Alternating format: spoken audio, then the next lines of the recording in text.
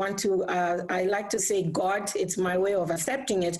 God wanted me actually to go through the experience that millions of women actually still go through every single day whenever they want to report the experiences, whenever they want to have the experiences validated, and whenever they want to take it to court. So it's a whole system where the abuser, is able to be supported by patriarchy and all the privileges and the impunity that men are afforded by virtue of being men. So it takes women basically from a position where, whereas they are victims, they somehow are actually portrayed as the perpetrators, to the extent that it's always asked of us, what did you do? What were you wearing? Why are you talking about it? All of a sudden we are victims, and we are actually forbidden from using our own voice in trying to get justice, and sometimes even just in telling our stories, because there is a lot of power in that, in just telling our stories.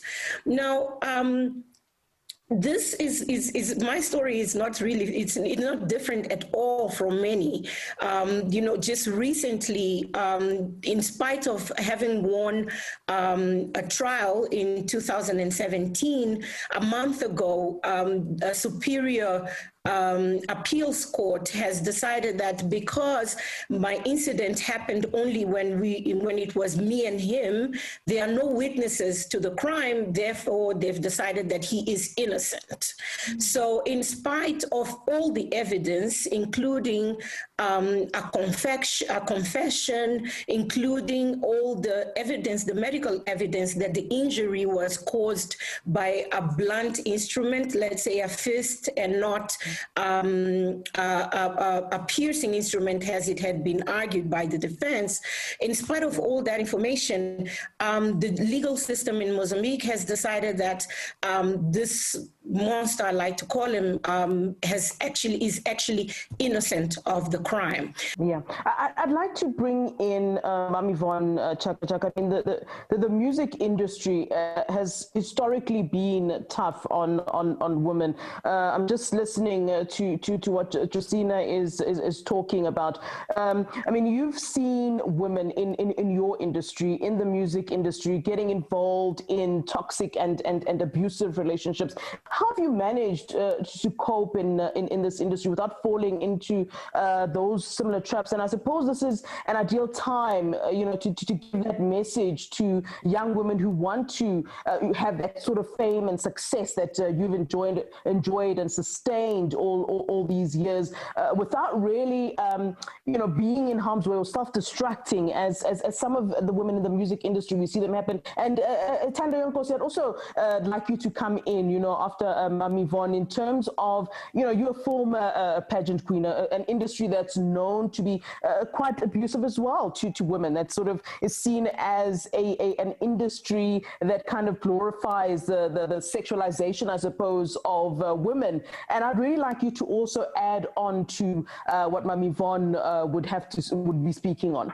Thank you very much, Flo, and thank you to all the phenomenal women who are here. And what I like is that there's a generation gap, in the panel, which is very, very good. I think, it's for a very long time, women have been disenfranchised, segregated, all women, Black women, white women, all women of color. But I think our parents really fought very hard, even though the system was not good for them, to fight. I mean, we've seen strong women. You go to Liberia, there was Chief Swakoko. You go to the Cape, there was Chief Nongawusa. You go to the Northern Province, there was King Mujaji. So women have always been very strong. I think it's now in the century where men decided we want to break them. And I think we really sort of fell for it, because women have always been very strong, even though they were disenfranchised. And I really, really believe in strong women. My mother worked as a domestic worker. And today I still say I walk very tall, because when my dad died at 11, Mom was a single woman, but she was a very strong woman. She was ahead of her times. My mother said to us, to Refilwe and Doreen and myself, I don't want you to turn out to be domestic workers like me. I want you to have education. I want you to be empowered. I want you to do things for yourselves and never depend on men. Because remember, that man has their parents, has the extended family and everything. So when you are young, you think you want to be a young girl and then get married. That's not what my mother taught me. My mother taught me to be a strong and very assertive woman. She said, if marriage comes, it will come. So coming to the industry that I'm in, from day one, I knew that this is me, this is what I want to do, and I'm not going to let anyone trample on me. I'm not going to have anyone telling me how to do things or even be submissive to them or be taken for granted. So you need to know who you are. So coming from a very strong family of females really, really helped me, because it doesn't matter how great a voice you can have, but if you don't have that willpower, if you don't have that strong belief in yourself, people will always trample on you. People will always think they're doing you a favor. So I want to come back as a mother of 4 boys to say, boys and girls come from families. These are human beings. What are we doing as the society? Everything begins at home. Then it goes to this community. Then it's the society. Boys are being told, eat, leave the dishes there. The girls will wash them. No. When you are a mother at home, you need to tell your boy child that you wash those dishes. You make the bed. You know, I mean, my husband knows. If I wake up before him, he wakes up after me, he makes a bed. We slept here in this bed together. So he must make the bed. And it's those things that we as a society have to do, and not tell girls that, oh, you're very feminine, you know, allow your brothers to do this for you. No, yeah. I wake up, and if there are no lights or bulbs, I do the bulbs. That's a man's job. This is what we are told. No, but if my husband wants to cook, the society says, no, it shouldn't be done. You can't have your husband cook, oh, umfaki korobela, and things like that, you know? So it's the things that we do in our homes, it's the things that we do as a society that says to women, you are feminine, you need to hold on to this man. No, femininity means you are just a woman. Being a strong person doesn't make you, you know, to be not loved.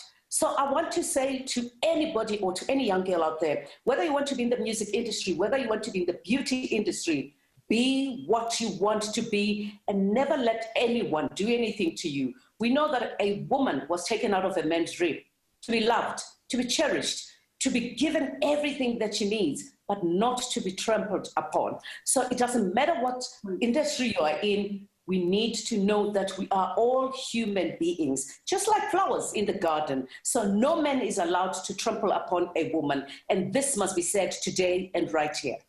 Yeah, Talenkosi, I mean, you're in this industry that's, you know, some have said, you know, as feminism becomes, you know, the sort of key issue, some people have said, and you'll hear many women saying that perhaps beauty pageants have sort of lost their relevance.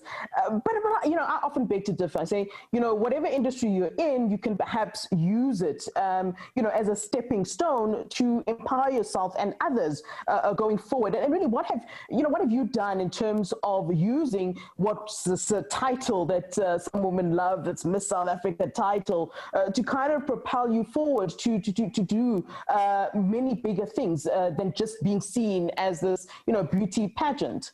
Thank you so much, Flo, for the question. And thank you to all the ladies that are here today. You guys are all dropping gems. What we mean by gems is that you are dropping valuable information that as a young person, I'm really taking to heart and just learning from all your experiences. Being Miss South Africa, for me, it was an opportunity to have a platform that will give me a voice. I do understand when you look back at what the Miss South Africa platform represented before, it never really had anything to do with what the the capabilities of that woman are, but it's just that she looked good and she took great pictures. But overall, when you look at the transformation of the pageant where it is now, it has demonstrated that it's more than just being a beautiful girl, but it comes with being a beauty with brains. And what do you do with that combination provided together?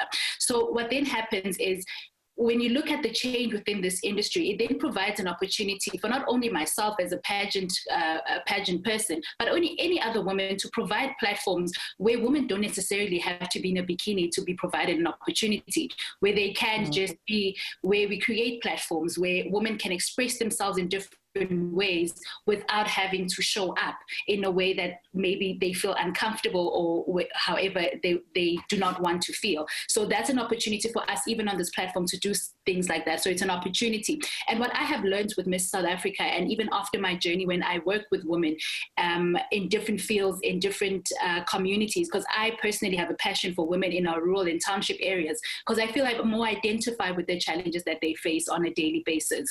And the best way we can empower these women, it's to always upskill them as much as we can, because when you upskill a woman, it's easier for you to make a decision.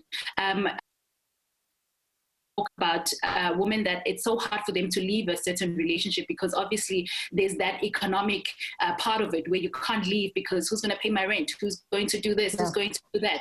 The minute we upskill women, she's able to make decisions of the fact that I just want to make the decision because I can, and she's not forced because how am I going to live after this? So it's very important for us when we talk about empowering women, we should not neglect the fact that we need to empower them by upskilling them. So that is physical skills, and that's also looking at soft skills. What we do with a partner of mine when it comes to our model boot camps, we have created a platform where it's not only just about being a model, but we're upskilling these girls on how to present yourself, how to go into an interview, how to take care of your social media platforms. These are skills, soft skills that will help them to be able to better navigate the areas in which they want to go into. And what is very important is always to say, we are not saying you must go be a model, but what we are telling you is that what we have used to achieve being a Miss South Africa, being a Miss whatever, these are the certain skills we have learned along the way, and you can also take these skills and apply them to whichever area of your life that you can use them from. Because to honestly tell you, what we learned through pageants, it's something you can take and you could put it in every area of your life. All right, thank you very much. And Renee, you're a sportswoman, and we often hear about disparities in terms of how women and men are treated in sports. Men are paid more. The pay gap between women in sports and men in sports, and I wonder what has been your biggest sort of I don't want to say gripe, but I think that's the word I'll use because I'm talking about my own gripes. But what is your personal sort of, I suppose, your struggle that you feel you need to sort of fight for women that are in sport? Hi everyone, it's an honor. I'm someone that loves to take in everything, so it's lovely to see all of you and to see your personalities and stories. I value that so much, and having this platform is really incredible to share a bit about my life. I'm a Paralympic athlete, and I actually have two things that are in inequality that is a challenge. I'm disabled and I'm a woman. And that's two things that is definitely growing. And I'm happy that I can be a voice as well with you all to make a change and to make the world see it in a different way. I also am grateful that things have changed a lot, and they are still changing in Paralympic sport, and as well a lot of things with women that are not equal and are seen. And there's a lot of, sorry, I'm Afrikaans, sorry. So I'm thinking in Afrikaans and putting that in English is difficult. So there might be some words here that you're like, where is that in the dictionary? But that's me, and that's the beauty of it as well. So yeah, I have those two challenges as in the sporting area. And yes, it's been raised quite a lot. And I've always been someone that I speak up, but I'm always so scared of what to say and how to say it. So hearing you guys, how you speak, empowering women to show them that there is a place to be a voice, and there is a content and a way to put that words into action. So yes, we do struggle. We struggle a lot. My struggle as personally as an athlete is supposed to obviously be fit and strong. Like, what is strong? Is it big built-ed, physically strong, or are you strong in personality and who you are? And as being a woman and in sport, I always was challenged like a sport person needs to be, you have to have muscles. And I'm very lean, so my muscles is quite, it's still developing. And I was always scared that I don't want to look like a man. I don't want to have too much muscles.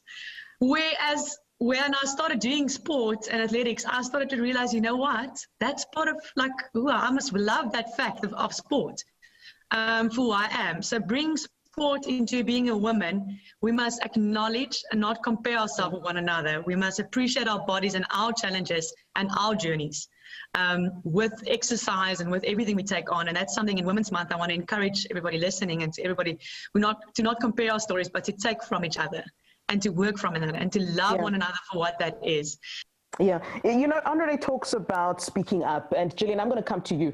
You do your speaking up in a different way, don't you? You use writing as your way of speaking up. And I mean, you know, you're a travel writer, you're a science writer, and both really is, you know, we've often seen men being at the forefront of travel writing and science writing. How have you managed to change, I suppose, perceptions and really sort of being known as a woman who writes on these topics that perhaps people would generally want to say, well, we take a male seriously in this field? How have you used your writing to, and I suppose it is activism in a way, in terms of showcasing what women are capable of doing when it comes to writing about science, about travel and so forth? Well, I think that in a way I've been very privileged in that there are quite a lot of women involved in this field.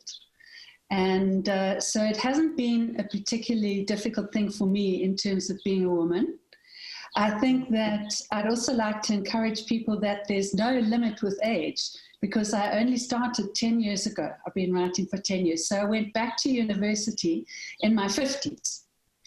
And it certainly has been amazing to be part of writing and telling people about the wonderful places that they are in the world, and also not being held back by being a woman. I've been able to paraglide, parasail, I've been able to do scuba diving.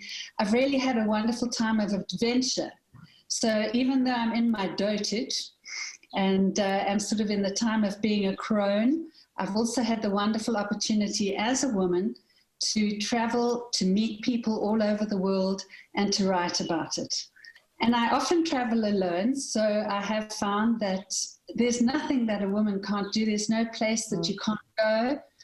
And that has been wonderful. So it's been great. I've traveled in many countries in Asia on my own, Europe, and I've always been safe. I thank God for that. But it's true that I wouldn't let being a woman stop you from doing anything that you've got in your heart, anything that you have a gift for.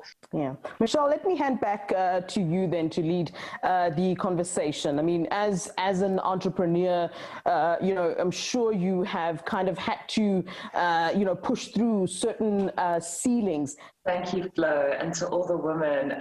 So lovely hearing from everybody. You know, I think there's definitely some key points that are coming out from everybody. I loved what Yvonne Chaka was saying about knowing yourself and just standing up for yourself and not necessarily going against society norms, but actually, I can do this. I can change a light bulb. I don't have to cook. I don't have to clean. Man, you can do it too. And the wisdom that comes from the generations before us. I think the key thing for us on this call that is also being really highlighted is the importance of women participating in the world together. You know, so many campaigns have been running around, you know, women for women, we have to stand together. We really do need to do that. We need to put aside our differences because this is a complex problem. I think the one thing that's also coming out in conversation with the comments that everybody has made is that as women, we face a lot of complex challenges. And it's going to take all of us coming together to participate with one another to solution all of these different problems, from experiencing gender-based violence to where is a safe place for me to go? How do I get empowered? What are the tools? How do I take care of myself? And as much as I'm choosing courage, I can also choose, or as much as I'm choosing fear and anxiety, I can also choose courage. How do I do that? How do I consistently do that and overcome challenges? I mean, Gillian was talking about going back to university at 50. I'm turning 40. I'm like, yeah, I would do that. Why not? And I think what women are forgetting is that circles like these, conversations like these, it dates back 5,000 years, even back to the Hermetic texts and the conversations with Plato and Socrates, that these sorts of dialogues is how we learn, how we get inspired, how we get upskilled, how we can participate in one another's consciousness, and how we can create a new reality. Because after hearing what Yvonne said, I'm going to go home and I'm going to go and tell my son, high five, man, because you make your bed, but tomorrow you're making breakfast for me on my birthday, because I've learned something new, something different. And I'm going to tell my father, I'm going back to university. It doesn't matter if I'm 40, I'm going to do it. And I can have a career change if I want to, because I can.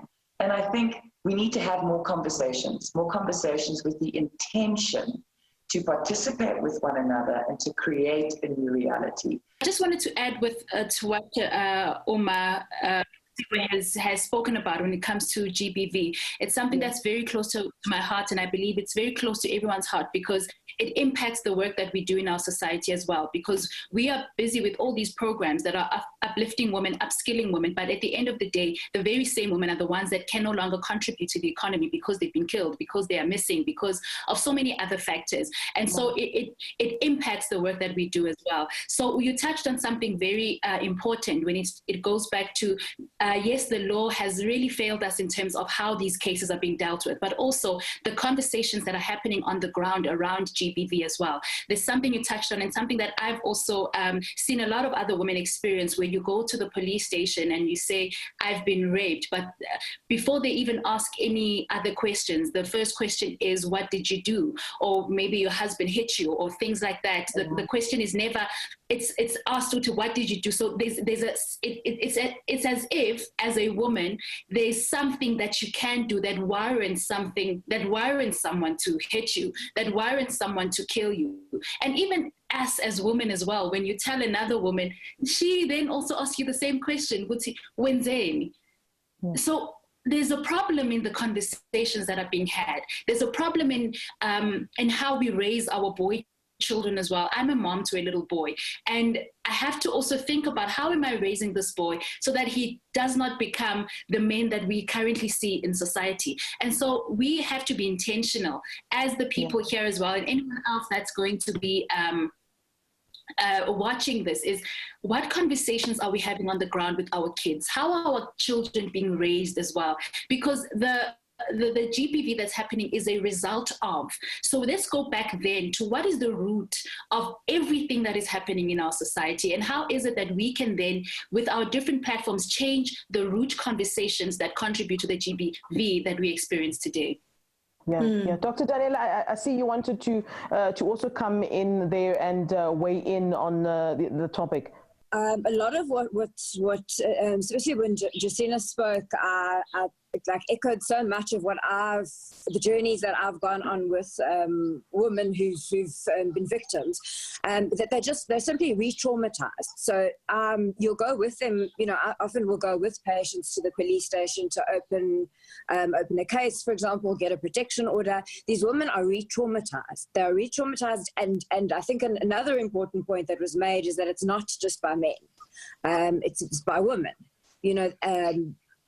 People sort of questioning the veracity of what they're saying, that they're almost, that they're on trial. They're on trial just for saying, speaking up. And sometimes it causes so much trauma for the victim who's already traumatized that at the end of the day, so many women actually don't go through with it, and they don't actually press charges. And that's why we see a lot of women just sort of, nothing is done at the end of the day. yeah, so I think that's, you know, an important point is pretty much how victims, and I see it every single day, that they are re-traumatized, and a lot of the time they don't have the support system, they don't have the financial resources to go through with it. And ultimately nothing comes of it, which breaks my heart. And I can't say that we as healthcare professionals are innocent either. At the end of the day, whether we like it or not, patriarchy is also what leads to gender-based violence. Just your take on the issue of gender-based violence, Ma'am Yvonne. I think it's actually very, very sad that, you know, there's a lot of patriarchy. But I think, you know, the struggle is not ours alone. For us to close the gaps and to achieve our objectives, we need help from our men, from our women, the community and the society at large, you know. But I think the most important thing is our policymakers, the government, and the justice system that's continuously failing our women. Because, you know, I always ask myself, what is a woman? Women are nurturing and strong. And that is what we have to know. You know, I'm a musician. I always compose these songs. So I want to say to all the women out here and those who are watching that we as women, we are an inspiration bringing education on gender equalization. So you need to love me and respect me because I, as a woman, ngiliqhawe. All right, Deirdre, I know you wanted to come in as well. Well, first of all, I just want to say, just hearing everyone's stories is incredible. So I really feel privileged just to be part of this conversation today. And I think what's really hitting me is whether, you know, listening to the stories that are being shared here, or serving with the United Nations in the DRC or Lebanon, or involved in policy development here in Ireland, or with the UN or NATO, or indeed working with companies that are trying to promote women's empowerment and women's leadership. I think what's really coming through is that there's so many commonalities with respect to the challenges and barriers facing women, which cross cultural, religious, economic, and social boundaries. And I'm kind of coming through experience that these are rooted in the value that we, and I mean the collective we, women and men, society, governments, the media, consumers of the media, and I know social media was mentioned, place on women, place on women's bodies, on women's expertise, women's work, and what are considered stereotypical feminine traits and behaviors. And I think over the 15 years of working in this space, and particularly around prevention and preemption strategies for gender-based violence and conflict-related sexual gender-based violence, is the importance of equitable, inclusive, diverse organizations, diverse planning teams, diverse policymakers, and also clear, measurable actions backed up by these comprehensive policies, and ultimately leaders and influencers who are willing to hold individuals accountable for inaction. If we don't have that, if this isn't a whole of society approach, women and men working alongside each other, supporting each other, I don't think we're going to get this change. I definitely see that this isn't a women's issue, this is a societal issue. And I really felt, Yvonne, your words, really incredible words, because I really think it begins in the home. And society, the expectations we put in on young girls and young boys from a very early age. We see it from the moment a woman gives birth to either a male or a female baby. Society is already placing a set of expectations on them, and the media is constantly messaging those young minds. And I saw it myself. I chose a career that was atypical to the career that society was telling me a woman should be aspiring to. I was told I should be aspiring to a world and a life centered on maybe how I look, and to be seen but not heard. Media, imagery, films, they were all telling me that women didn't really belong in the military. And I think it took my socialization and my mom and dad to counter that messaging. And I think we all need to look at how we socialize our young boys and our young girls. Are we making it okay for our young boys to be vulnerable, to be emotional? Or are these seen as, you know, feminine traits and behaviors? Are we teaching young girls that it's okay to, you know, be strong and assertive, to compete, you know, in sports competitively? And I do think a lot of that starts at that very, very early stage of socialization. And I think if we get that right, if we can continue to and continuously challenge those outdated stereotypes, I think that's when we'll lead to change. If we can push back against those outdated expectations, then we can start seeing progress. Yeah, I mean, I really like what you had to say there, Deirdre. Dr. Daniela, I mean, just leading on from what Deirdre was talking about in terms of ourselves, how we sort of socialize ourselves, how we give certain messaging to boys and certain messaging to girls. I mean, where do we begin really to change that for ourselves?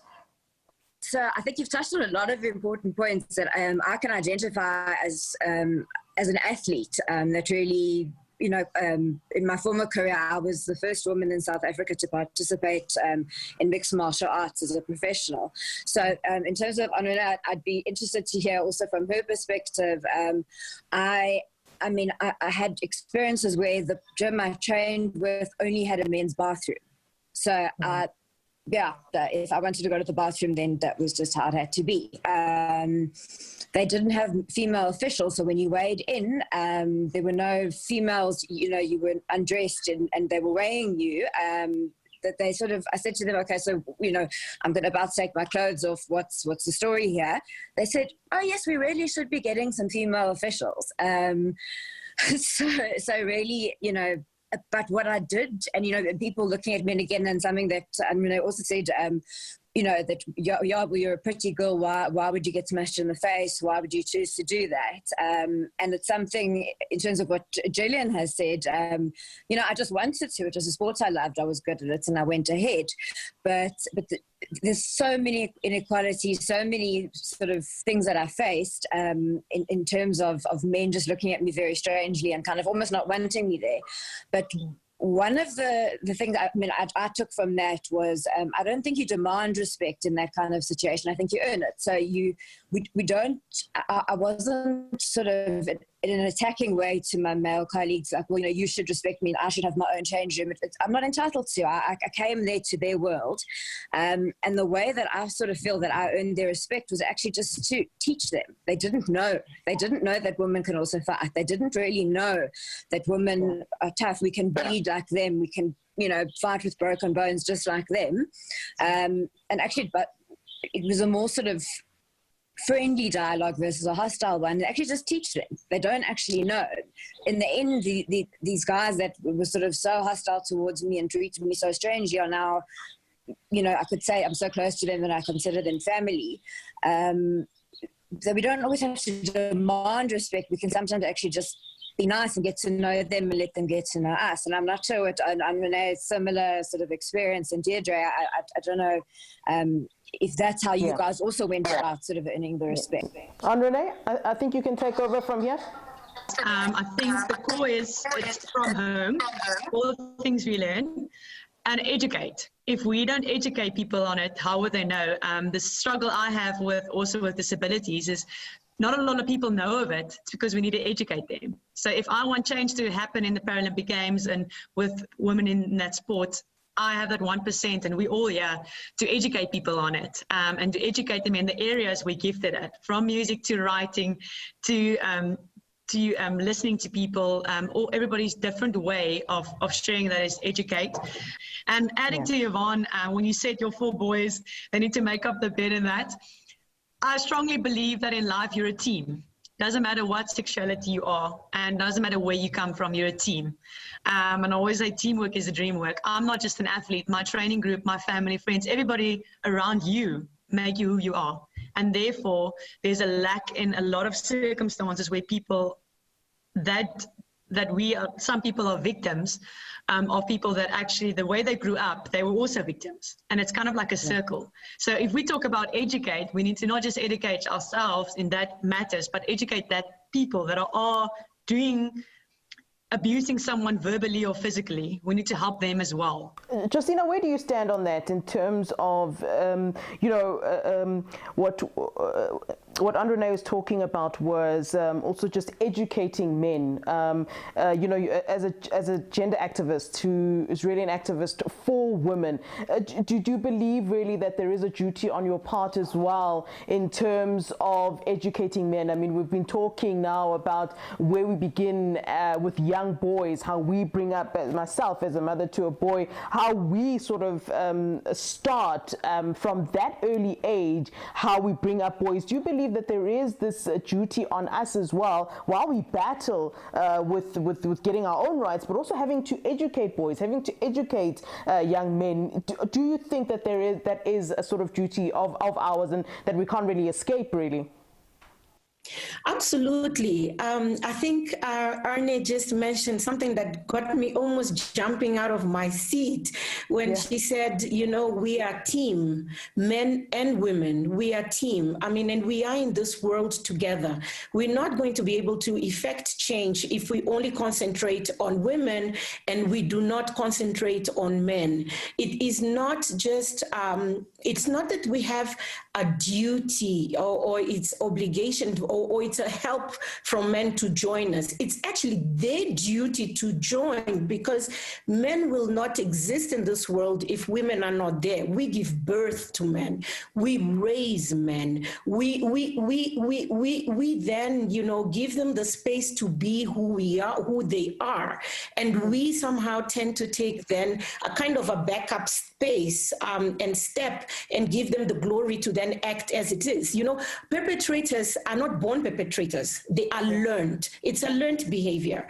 Inequality is not something that people just effect. The fact is it's learned behavior. You learn that you can look at a woman at a certain way. You learned that you can pay less a woman and you can get away with that. You learn that you can mistreat or you can do whatever it is and you get away with that. And in that equation, both men and women need to take the responsibility for it. We all need to take the accountability, the responsibility, and be accountable for that. As Sissy Vaughan was saying, and all the women here have said so succinctly, is that, we need to be able to look at these men and say, hey, today you do the bed. But at the same time, it's the same way we know, as women, when our child has been bad, has been abusive to someone else, we instinctively know that there's something wrong that this man or this boy has done. However, we normally, as women, we tend to choose a comfortable space where we then say, I don't know. I didn't see. My son cannot be that bad.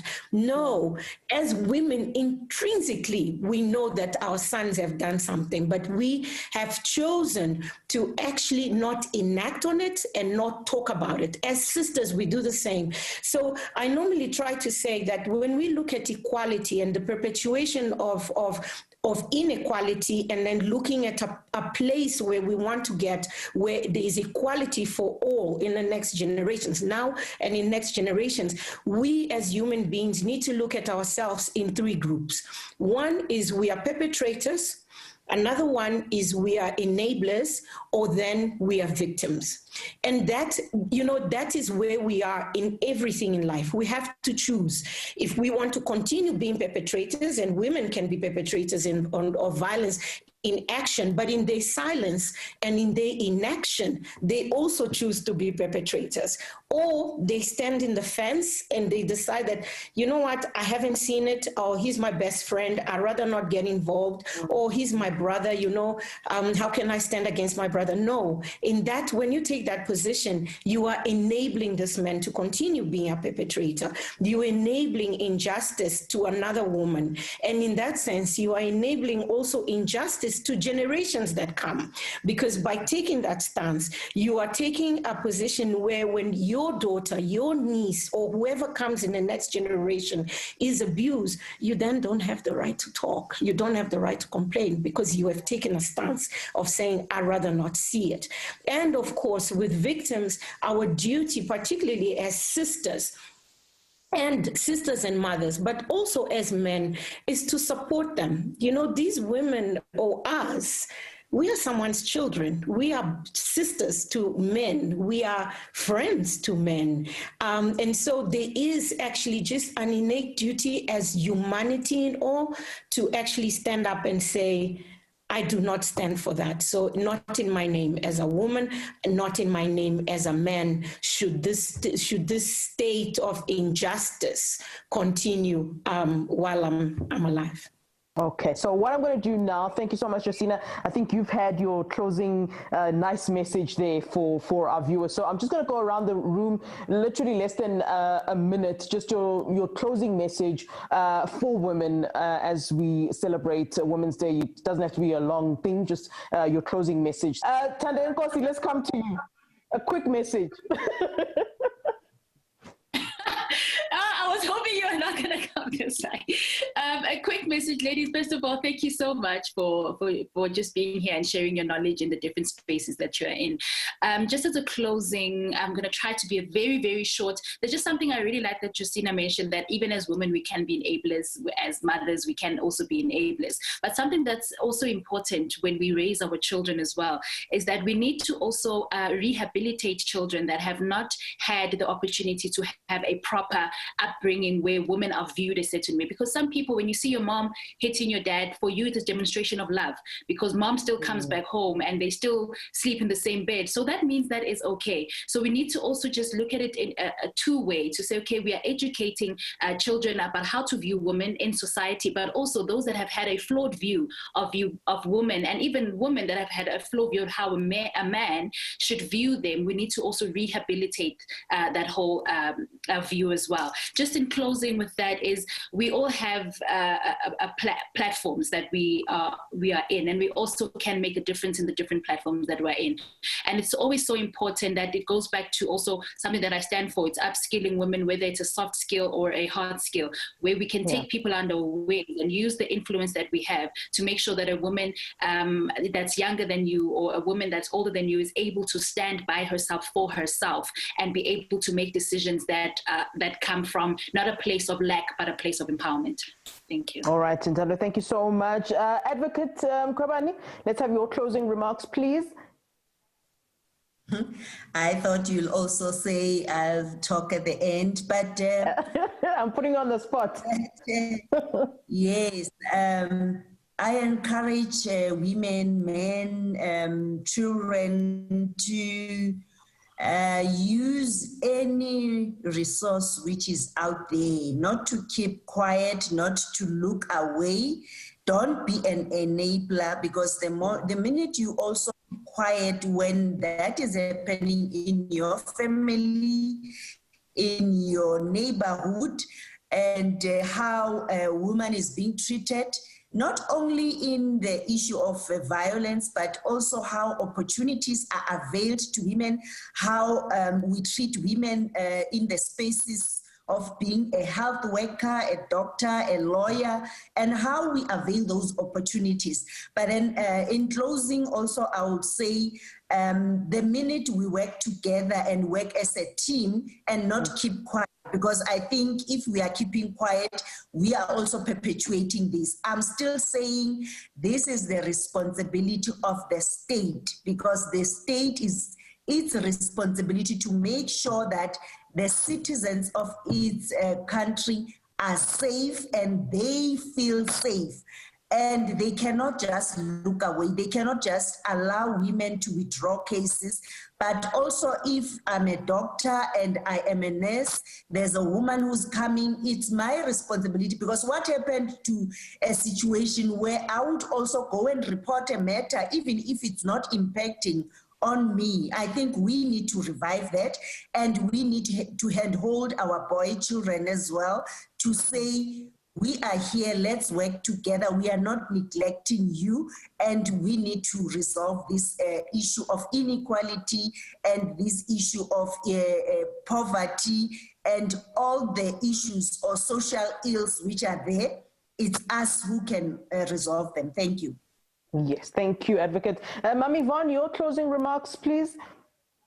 I just wish to thank everyone who's participated here. You know, it has been an amazing and a great learning journey. And I personally believe, you know, in forums like this nature, you know, because they provide a platform to share and to be inspired. And I also want to say thank you and commend everyone who's put this essential event together. And I want to say to all women of color, arise you women of color, fear nothing. We have chosen this path. This war, we must win. Thank you very much. Thank you, Ma'am Yvonne. All right, I'm going to ask you, Michelle, let me come to you to have your closing remark, please. I think as women, we need to stand together. We need to hold hands. We need to participate in the world together. Use social media as an opportunity to learn and to be in dialogues that develop our skills, not our egos. And we need to participate in the world to make it a better place. I live by that quote of Margaret Mead that one should never doubt that a small group of thoughtful, committed citizens can change the world, because indeed it's the only thing that ever has. So also to remember that as women, that we are actually born with greatness out of ourselves, and that while we feel that the fear and the anxiety of the situations that we're in, we can also choose the courage. So to find people in your community, on social media, reach out, ask for help. That's what we need to do together, is participate in the world together. All right, thank you, Michelle. Gillian, I'm going to ask you for your closing remarks as we celebrate Women's Day. Also lovely to meet each of you and to hear your stories and your thoughts. You've given me so much to think about. Great stuff. I think I'd just like to say that we so often do speak of the negative aspects of men, and I think it's really important that we encourage the ones who are good to us and who do the right things. So I think that the self-esteem of men too is very important. So for our boys, our husbands, colleagues, when we see them responding well, when we see them doing good things, let's praise them and encourage them. Perfect. All right. Deirdre, your closing remarks? Thanks so much, Flo, and thanks again for the opportunity. Really, really enjoyed it here today. To close, I would say we have to remember that organizations, communities, governments, not women, need to change to improve equality. We each have a proactive and deliberate role to play in shaping the future of our organizations, of our communities and our societies. We are all parts of the whole, women and men. And I think when one of us suffers or is held back or oppressed, then we all are. Strengthening the rights of women and girls helps all of society move forward towards an equitable and peaceful society. And I think the pursuit of international peace, security, and sustainable development as the overarching objective of the United Nations Sustainable Development Goals, they're simply not achievable without the empowered participation of women. And I think importantly as well, women shouldn't be viewed as victims, but as central actors in moving towards sustainability. So I'd leave with this: individuals matter, individual actions matter, organized collective actions matter, and certainly all of our actions as empowered, educated, powerful women, they all matter. And I think today on Women's Day, we can all lay the foundations for future generations to fulfill their own individual potential. Thank you. All right, it's a lovely, Deirdre. Thank you. Dr. Daniela, your closing remarks, please. So I just want to say thank you to everyone. I wish I could have met all of you in person. Hopefully one day we will, and hopefully you know, this coronavirus pandemic, you know, that we can all stay safe and it can pass soon, because I mean, yeah, there's some really inspiring women that have been virtually sitting here. I think I just want to also thank you guys for sharing your experiences. And I think what Flo asked right in the beginning is, what are we all doing to kind of help, women who came before us gave us the right to vote. They gave us the right to participate in certain sports. And what are we doing for the next generation? I think we're just being us. I think literally by just being us and doing what we're doing in this room naturally, just as athletes, as advocates, as businesswomen, working for the UN, I think we're all just being us. And I think that's in itself enough to give opportunities to the next generation.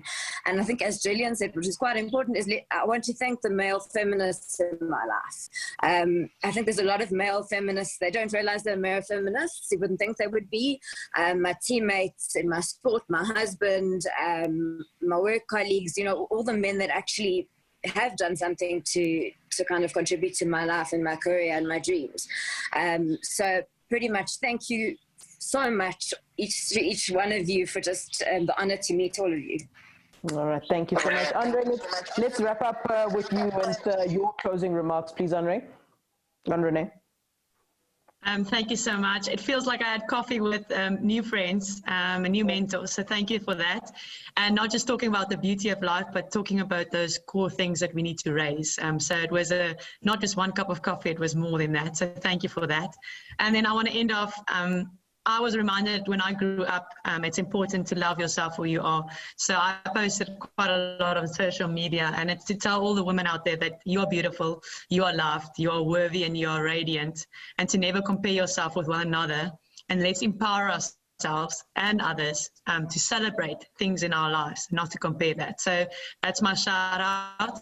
And like everybody also said, we're talking about a lot of things that are negative to men, and I also want to celebrate the men that are good, that are amazing. I'm also blessed with an incredible husband that's supporting my dream to go to the Paralympic Games. I'm just an athlete at the moment now, and he's supporting that dream, and it's, like I said, a teamwork. So I want to thank him as well. Thank you very much. I really don't have the words. Thank you for your time, everybody. Thank you.